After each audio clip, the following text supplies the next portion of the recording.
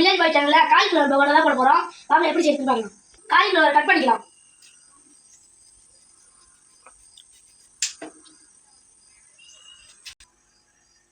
Cauliflower cut பண்ணியாச்சு. இப்போ நம்ம சுடு தண்ணி ஊற்றி அதை க்ளீன் பண்ண போறோம். க்ளீன் பண்றதுக்கு சால்ட் உப்பு எடுத்து போட்டுக்கலாம்.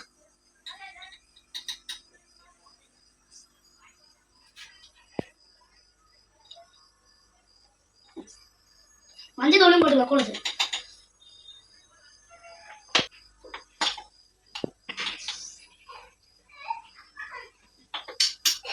5 நிமிஷம் வச்சு தண்ணி வடிகட்டிக்கலாம். வடிகட்டிக்கு மசாலா போட்டுக்கலாம். ஃபர்ஸ்ட் அரிசி மாவு தேவையான அளவுக்கு, சோள மாவு தேவையான அளவுக்கு, கார்ன்ஃப்ளவர் மாவு தேவையான அளவுக்கு போட்டுக்கலாம். இஞ்சி பூண்டு பேஸ்ட் அரைச்சி வச்சிருவோம், அதையும் நம்ம கூட சேர்த்துக்கலாம்.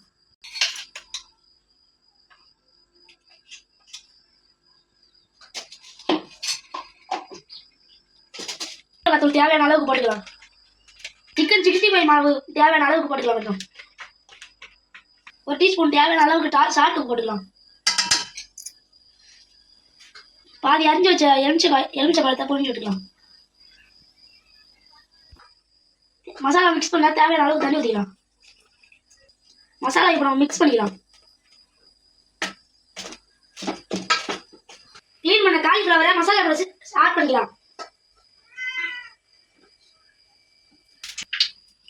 காஞ்சிடுச்சு, மசாலாவும் நல்லா ஊறிடுச்சு. இப்போ நம்ம அந்த எண்ணெயில போட போறோம் அந்த காலிஃப்ளவர்.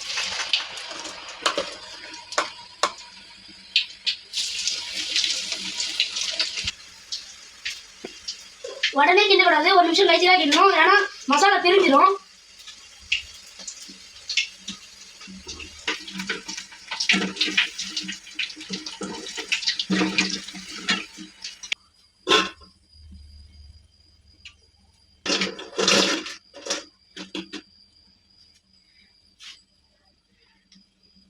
காலிஃப்ளவர் நல்லா ரெடி ஆயிடுச்சு. இது வாங்க எப்படி இருக்குன்னு டேஸ்ட் நல்லா இருக்கான்னு பார்க்கும். நல்லா இருக்கா? இதுல டேஸ்ட் சூப்பரா இருக்கு. நீங்களும் இதை வீட்டில் ட்ரை பண்ணி பாருங்க.